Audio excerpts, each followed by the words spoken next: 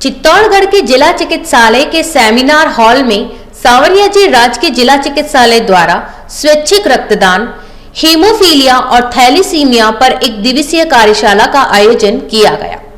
कार्यक्रम में अतिथि पीएमओ दिनेश वैष्णव, विशेषज्ञ पैथोलॉजी विभाग एवं ब्लड बैंक प्रभारी अनिल सैनी, शिशु रोग विशेषज्ञ डॉक्टर दिनेश कांठेड़, ट्रॉमा प्रभारी भानु प्रताप सिंह, एटीबीएफ संस्थापक सुनील ढीलीवाल और एटीबीएफ नगर अध्यक्ष पूर्णिमा मेहता ने कार्यक्रम को संबोधित किया।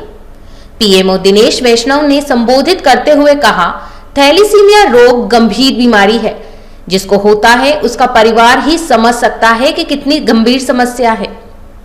उन्होंने कहा कि जब मैंने पीएमओ का पद संभाला ही था कि एटीबीएफ के सुनील ढीलीवाल ने जब थैलीसीमिया रोगियों के लिए बेड रिजर्व की बात रखी तो अजीब लगा था, लेकिन इसके बाद में महत्व समझ में आया। उन्होंने कहा कि एटीबीएफ ने ही चित्तौड़गढ़ में सबसे पहले रक्तदान जागरूकता शुरू किया।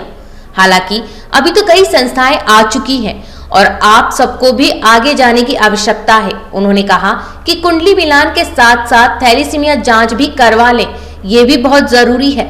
डॉक्टर अनिल सैनी द्वारा स्वैच्छिक रक्तदान कौन कर सकता है, इसके फायदे समझाइए।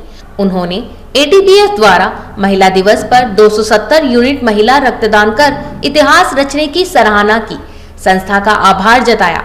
उन्होंने कहा कि एटीबीएफ के सुनील ढीलीवाल के कड़े प्रयासों और जिला कलेक्टर रहे चेतन देवड़ा व आदित्य सीमेंट के सहयोग से ऑपरेशन यूनिट की शुरुआत जिला चिकित्सालय में हुई, जिससे सभी को इसका फायदा होगा और यह चित्तौड़गढ़ के लिए एक बड़ी उपलब्धि है।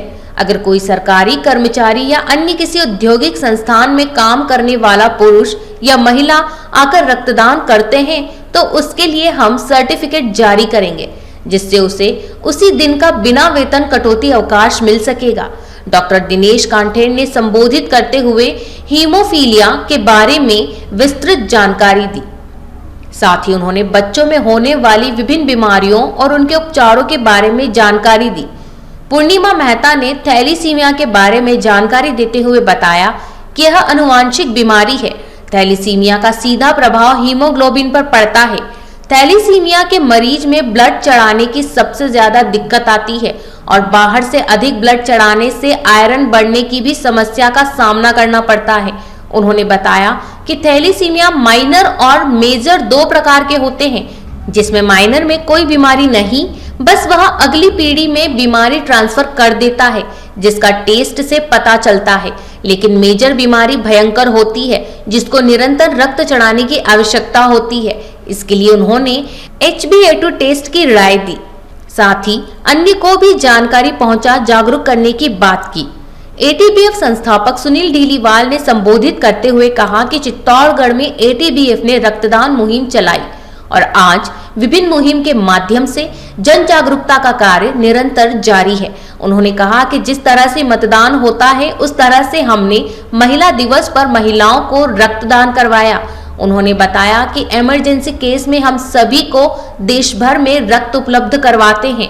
हम 12 साल तक की बच्चियों और थैलीसीमिया रोगियों को बिना रिप्लेस के हमेशा रक्त उपलब्ध करवाते हैं। साथ ही उन्होंने हीमोग्लोबिन बढ़ाने के देशी नुस्खे बताते हुए कहा कि मुनक्का, दाख और अंजीर का सेवन करें। 1 महीने में परिवर्तन आपके सामने होगा।